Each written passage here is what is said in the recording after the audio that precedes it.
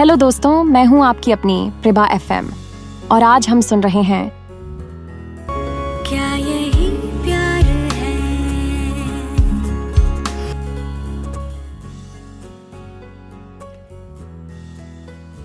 शहर की रफ्तार से बहुत दूर एक सूनी जगह पर दो परछाइयां ठहर गई थी। ना कोई गाड़ी थी, ना कोई इंसान, बस पैरों की सरसराहट और हवा में घुला हुआ एक अजीब सा डर। जय और वरुण एक जंग खाई सी बेंच पर बैठे थे। कई मिनटों तक सिर्फ सन्नाटा बोलता रहा।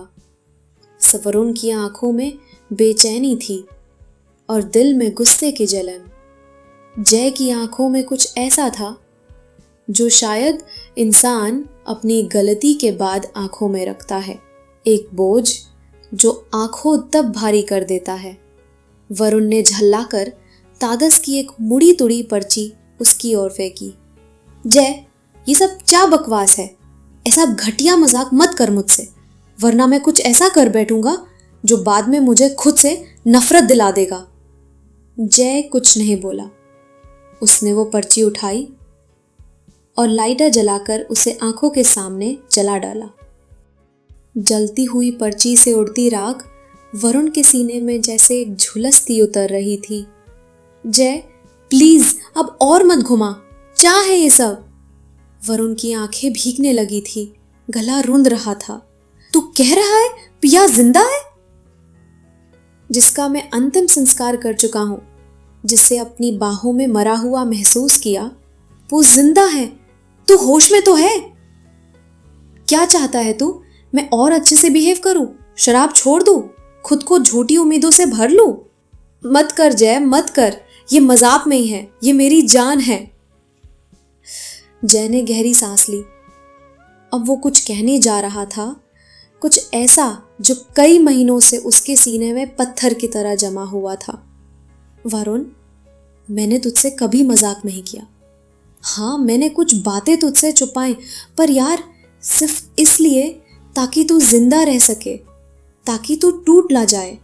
मिस पिया जिंदा है, लेकिन कोमा में है, एक सांस लेती हुई लाश की तरह। शरीर में जान है, पर आत्मा जाने कहाँ खो गई है। वरुण की आंखें अब बिल्कुल सूनी थी। एक पल के लिए जैसे समय थम गया। वो कुछ भी नहीं बोल पाया। पर तूने तो उसे डेड डिक्लेयर किया था सबके सामने। मैं वही था, मैंने सुना था। तूने कहा था नो पल्स नो ब्रीथ। जय की आंखें भर आई थी, पर वो मुस्कुराया, एक दर्द भरी मुस्कान। कहा था ये मैंने, लेकिन जानबूझकर, क्योंकि तेरे ठीक पीछे खड़े थे राहुल और उसके आदमी। उन्हें सिर्फ एक चीज चाहिए थी, पिया की मौत।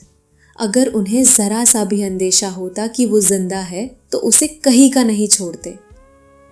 उसकी नब्ज इतनी धीमी थी कि कोई भी डॉक्टर उसे मरा समझ लेता, और मैंने उस गलत फहमी का फायदा उठाया। वरुण की सांसें तेज हो गईं। तो फिर अंतिम संस्कार वो किसका था? जय ने आंखें झुका ली। वरुण, तूने पिया का चेहरा देखा था उस दिन? वरुण ने नामे से हिलाया। देख नहीं पाया, हिम्मत नहीं हुई। पता है मुझे, जय बोला। वो पिया थी ही नहीं, एक लावारिस लाश थी जिसे मैंने पहचान बदलकर पिया बना दिया।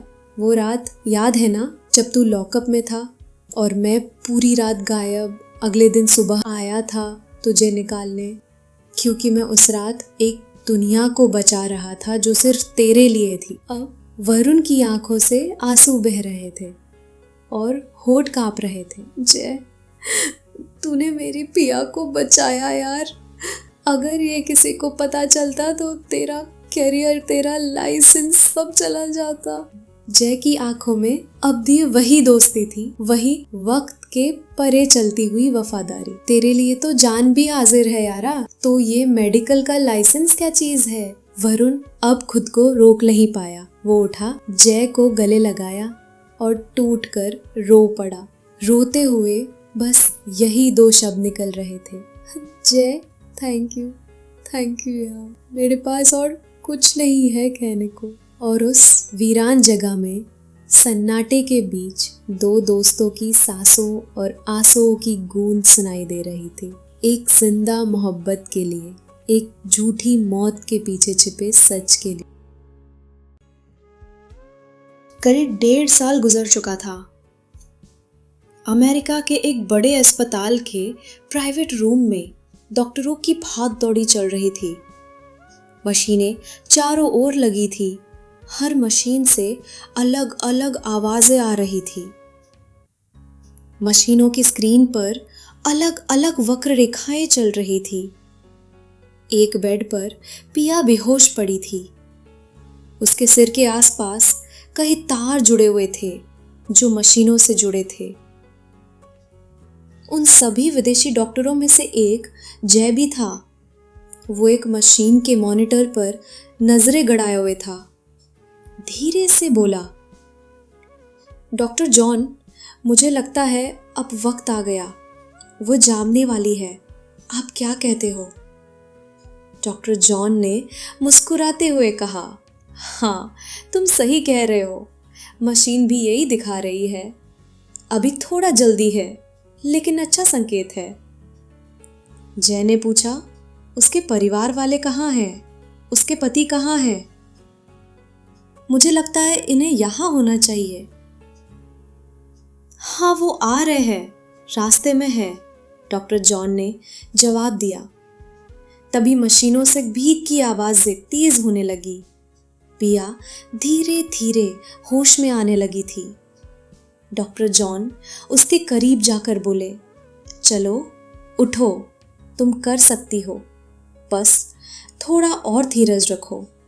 पिया ने धीरे धीरे अपनी आंखें खोली। जय ने मुस्कुराते हुए कहा, मिस पिया, बस आराम करो, सब ठीक है। अब तुम्हें मेरी बातें सुननी है। अब अपनी दोनों आंखें धीरे धीरे पलकें झपकाओ। पिया ने पलकें झपकाई। बहुत अच्छा, बढ़िया किया। अब अपने दाहिने हाथ की उंगली हिलाओ। धीरे धीरे, घबराओ मत। पिया ने अपना अंगूठा हिलाया। डॉक्टर जॉन खुशी से बोले, शाबाश, अब वही काम बाईं तरफ भी दोहराओ। पिया ने वही किया। जय ने नजदीक आकर पूछा, मिस पिया, क्या तुम मुझे पहचानती हो? पिया ने मुंह हिलाया और कुछ बोली, लेकिन आवाज इतनी धीमी थी कि कुछ समझ में नहीं आया। डॉक्टर जय ने अपना कान पिया के पास लाया और धीरे से सुनने लगे। वरुण सर कहाँ है? पिया ने सबसे पहले वरुण का नाम लिया था। ये सुनते ही डॉक्टर जय की सांस अंदर तक हल्की हुई। जो डर था वो नहीं हुआ था। पिया को मेमोरी लॉस नहीं था। वो जिंदा थी, बिल्कुल ठीक थी। जय ने मुस्कुराते हुए कहा, हे पिया, घबराओ मत, तुम्हारा पति जल्दी ही आ जाएगा। थोड़ी देर में तुम दोनों मिलोगे। डॉक्टर जॉन ने भी पिया को भरोसा देते हुए कहा, बस आराम करो, थोड़ा रेस्ट लो। तुम्हारे शरीर को एनर्जी चाहिए, इसलिए हम तुम्हें ड्रिप दे रहे हैं। जैसे ही एनर्जी आएगी तुम धीरे धीरे हिलने डुलने लगोगी, तो डरना मत।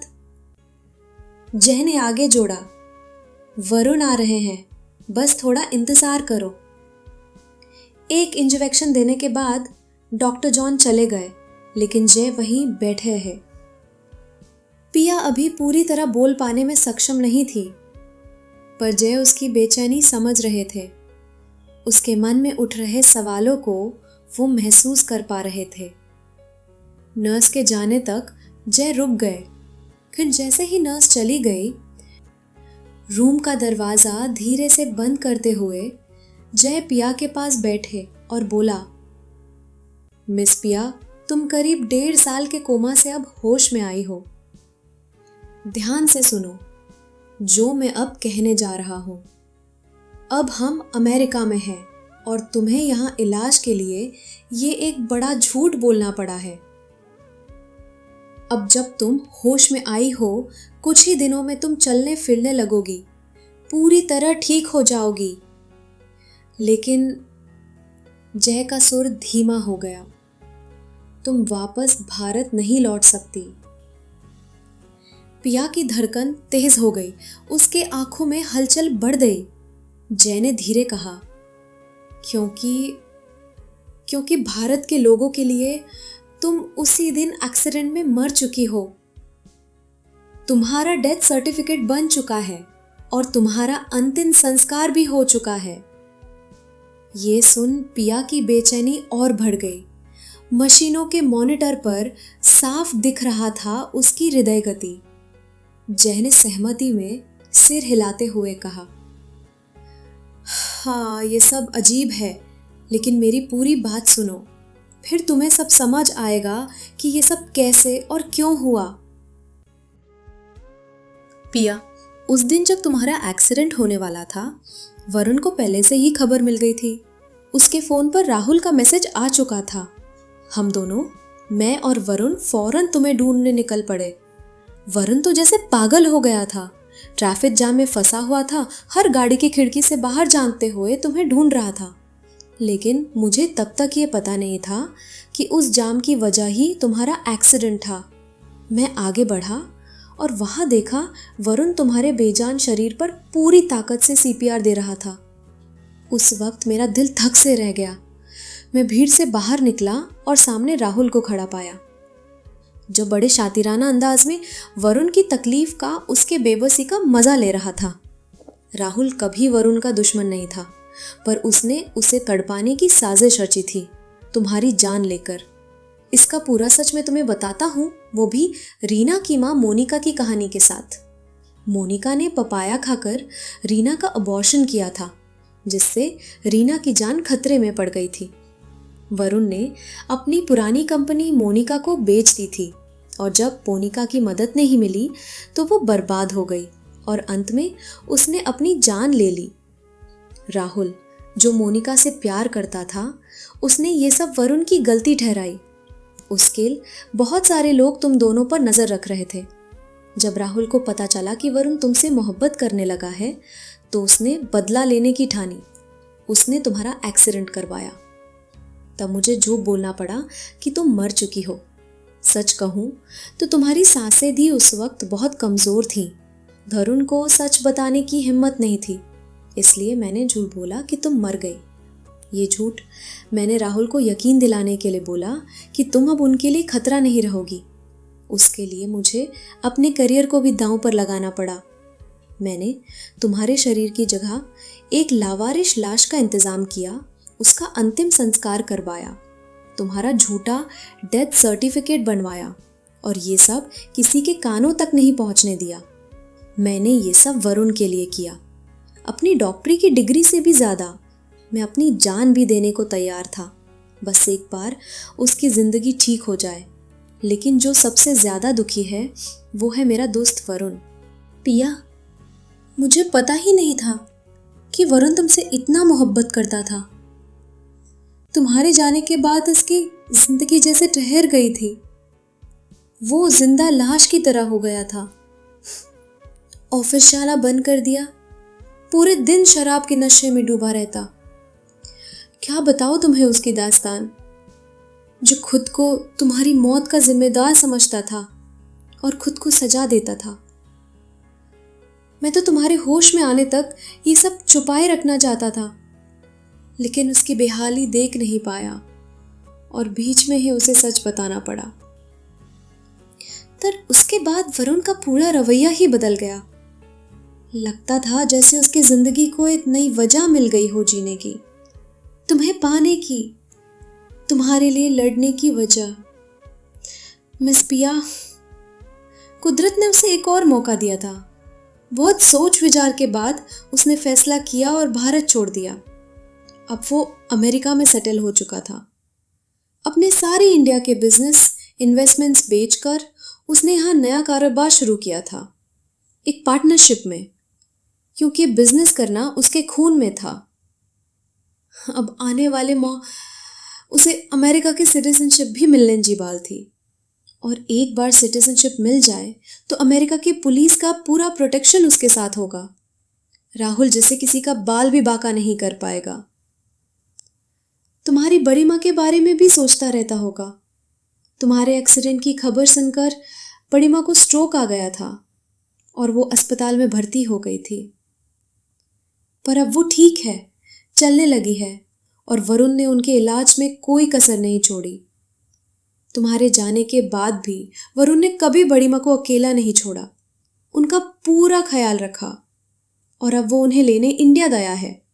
तुम कल तक होश में आ जाओगी, ये डॉक्टरों को मशीनों से मिली रिपोर्ट्स के हिसाब से लग रहा था। इसलिए वरुण बड़ी माँ को लेने इंडिया गया था। उसकी फ्लाइट अभी 2 घंटे में अमेरिका लैंड होने वाली थी, पर तुम तो समय से पहले ही होश में आ गई। वरुण को अभी तक पता नहीं है। मैंने उसे मैसेज किया है, जैसे ही नेवक मिलेगा उसे खबर मिल जाएगी। मुझे पता है वो पागल हो जाएगा खुशी से। मिस पिया, थैंक यू इतना प्यार देने के लिए मेरे दोस्त को, उसे प्यार का मतलब समझाने के लिए। मेरा यकीन करो मिस पिया, वरुण तुमसे बेइंतहा मोहब्बत करता है, इतना कि तुम सोच भी नहीं सकती। मैंने अपनी आंखों से देखा है, तुम्हारे लिए वो हर दिन तड़पता रहा है। बस मेरी एक ही रिक्वेस्ट है, चाहे कुछ भी हो, अब उस पागल को छोड़ना मत। पिया अभी मूवमेंट नहीं कर पा रही थी, लेकिन उसकी आंखों से आंसू टपक रहे थे।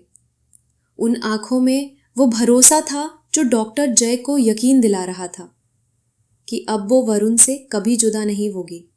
क्या यही